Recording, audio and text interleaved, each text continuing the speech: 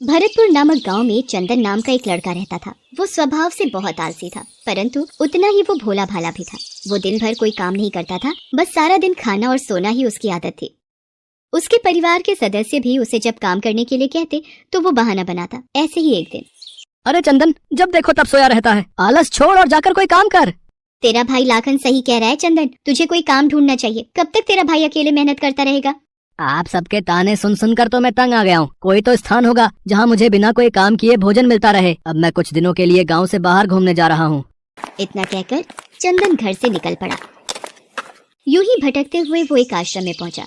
वहां उसने देखा कि आश्रम में एक गुरुजी हैं और उनके साथ उनके शिष्य जो बस मंदिर की पूजा करते हैं और कोई काम नहीं करते। उसने मन में सोचा, यहाँ तो कोई काम धाम नहीं, बस पूजा ही तो करनी है। अगर मैं यहाँ रहने की व्यवस्था कर लूँ तो मेरे लिए बहुत बढ़िया बात हो जाएगी। एक बार पूछ लेता हूँ। प्रणाम गुरुजी, मैं दूर गांव से आया हूँ। अगर आपको कोई परेशानी न हो तो क्या मैं यहाँ कुछ दिन आपके आश्रम में रह सकता हूँ? हाँ हाँ, क्यों नहीं, तुम इस आश्रम में अवश्य रुक सकते हो। लेकिन गुरुजी, मैं कोई काम नहीं कर सकता हूँ। पता नहीं काम करने के नाम पर मुझे आलस घेर लेता है। तो यहाँ कोई काम नहीं करना है, बस पूजा करनी होगी। ठीक है गुरुजी, वो तो मैं कर लूँगा।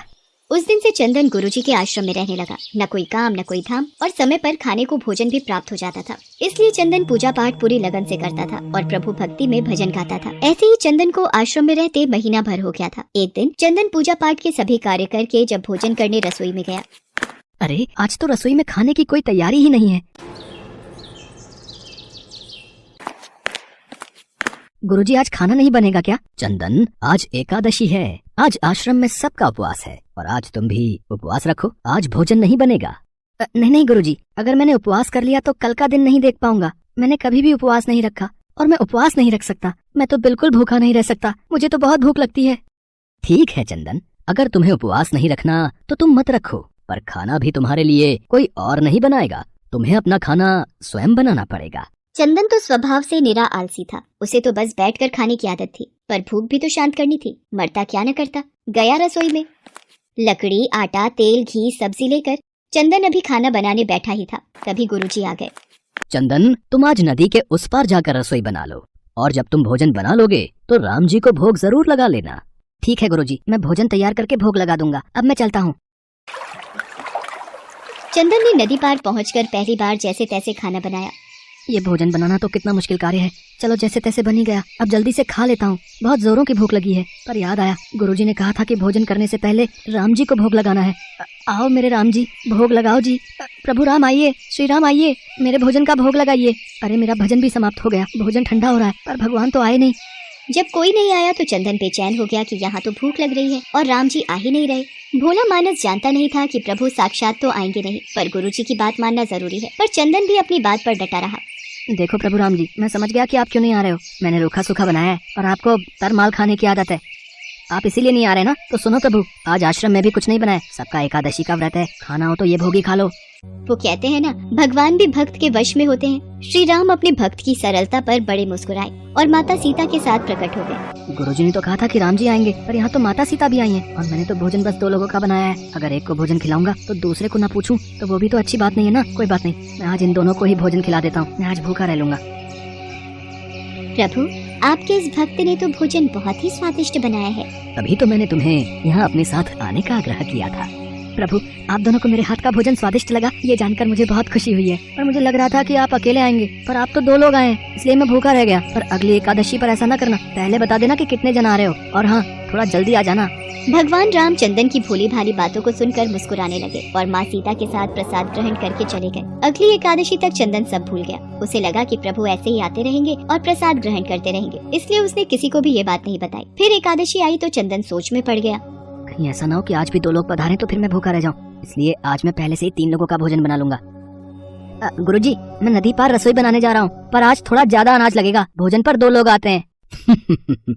लगता है तू भूख के मारे बावला हो रहा है। ठीक है, ले जा और अनाज ले जा। अब की बार चंदन ने 3 लोगों का खाना बनाया। फिर राम जी को पुकारा, प्रभु राम आइए, सीता राम आइए, मेरे भोजन का भोग लगाइए। भगवान की महिमा भी निराली है। उन्हें भी अपने भक्त के साथ हंसी ठिठोली करने में बड़ा मजा आता है। इस बार श्री राम माता सीता के साथ भरत, लक्ष्मण, शत्रुघ्न और हनुमान जी को लेकर आ गए। अरे ये क्या, एक का भोजन बनाया तो दो आए, आज दो का भोजन बनाया तो पूरा खानदान आ गया। लगता है आज भी भूखा ही रहना पड़ेगा। चंदन ने सबको भोजन खिलाया और बैठे बैठे देखता रहा। अनजाने ही उसकी आज भी एकादशी हो गई। फिर अगली एकादशी पर चंदन ने गुरुजी से कहा, गुरुजी, ये आपके प्रभु राम जी अकेले क्यों नहीं आते? हर बार कितने सारे लोग ले आते हैं, इस बार अनाज ज्यादा देना। ये चंदन हर बार मेरे से अनाज बढ़ा कर ले जाता है, कहीं ये अनाज को बाजार में बेचता तो नहीं है। मुझे इसके पीछे जाकर देखना पड़ेगा। ठीक है चंदन, भंडार में से जितना अनाज चाहिए ले लो। चंदन जब अनाज लेकर नदी पार चला गया तो गुरुजी भी छुपकर उसे देखने चल पड़े। इस बार भोजन पहले नहीं बनाऊंगा, पता नहीं कितने लोग आ जाएं। पहले बुला लेता हूँ फिर बनाता हूँ। प्रभु राम आइए, श्री राम आइए, मेरे भोजन का भोग लगाइए। देखते ही देखते सारा राम दरबार मौजूद हो गया। राम जी मुस्कुराए, सीता माता भी गदगद हो गई चंदन के मासूम जवाब से। प्रभु ये क्या, हम सब तो आपके साथ यहाँ पर भोजन के लिए पधारे हैं, पर यहाँ पर तो प्रसाद तैयार ही नहीं है। प्रभु इस बार मैंने ना खाना नहीं बनाया। क्यों चंदन, आज तुमने हमारे लिए प्रसाद क्यों नहीं बनाया? राम जी भोजन बनाकर क्या फायदा, मैं तो भूखा ही रहूंगा, फिर क्या फायदा बनाने का? आप ही बना लो और खुद ही खा लो। क्या करें भैया, भक्त की इच्छा है, पूरी तो करनी ही पड़ेगी। चलो लग जाओ काम पर। लक्ष्मण तुम लकड़ी काट लो, देवी सीता तुम आटा गूंथ लो, मैं चूल्हे की तैयारी। राम जी के साथ सब मिलकर रसोई बनाने लगे। चंदन एक तरफ बैठकर देखता रहा। माता सीता राम जी के साथ जब रसोई बना रहे थे तो कई ऋषि मुनि व यक्ष गंधर्व प्रसाद लेने आने लगे। यहाँ तो कोई दिखाई नहीं दे रहा, ये बिना भोजन बनाए अकेला भूखा क्यों बैठा है? चंदन बेटा क्या बात है, खाना क्यों नहीं बनाया? गुरुजी आप, अच्छा किया गुरुजी आप आ गए। देखिए कितने लोग आते हैं प्रभु के साथ। मुझे तो यहाँ पर कुछ नहीं दिख रहा सिवाय तुम्हारे और अनाज के। एक तो इतनी मेहनत करवाते हैं प्रभु, भूखा भी रखते हैं, और ऊपर से गुरुजी को दिख भी नहीं रहे। ये और बड़ी मुसीबत है। राम जी आप गुरुजी को दिख क्यों नहीं रहे? चंदन मैं उन्हें नहीं दिख सकता। क्यों? गुरुजी तो बड़े पंडित हैं, ज्ञानी है, विद्वान है, उन्हें तो बहुत कुछ आता है, उनको क्यों नहीं दिखते आप? माना कि उनको सब आता है, पर वे सरल नहीं हैं तुम्हारी तरह, इसलिए उनको नहीं दिख सकता। गुरुजी प्रभु कह रहे हैं कि आप सरल नहीं हैं, इसलिए आपको नहीं दिखेंगे।